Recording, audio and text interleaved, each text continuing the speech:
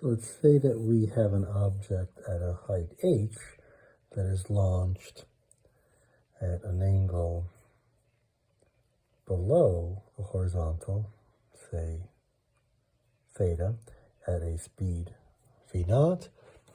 And obviously the object will come down and hit the ground, but we want to know how fast it's going, what its speed is when it's at a height, say h over 4. So it hasn't quite reached ground level. So we can use energy conservation. Let's look at it from that perspective. So all we have to ask is there initial energy?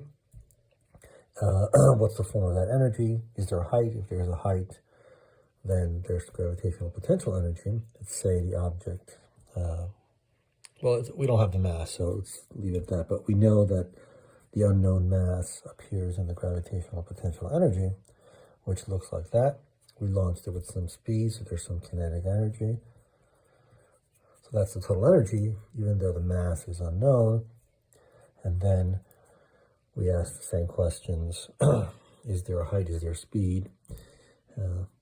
When the object is at that height, and the answer is yes, there's a height, of course, so there's an mgh over 4 gravitational potential energy term. And there's also kinetic energy because the object is still moving, so we can call it v final squared, and that's what we're trying to find. So you can see that the mass is all canceled. And so, right, we'll take this to this side, and we'll get the v final as we have mgh minus mgh over 4, so we have 3/4 mgh. So we have 3/4, then we're going to multiply by 2, so we get 3/2 gh, if I did that right, plus v naught squared, square root, and that's the speed of the object. Let's look at this from the perspective of work equals delta k, delta k. So on the delta k side, we have the final kinetic, 1/2 mv final squared, it's that term, minus the initial, so that looks like that, that belongs on this side. And the work is gravitational.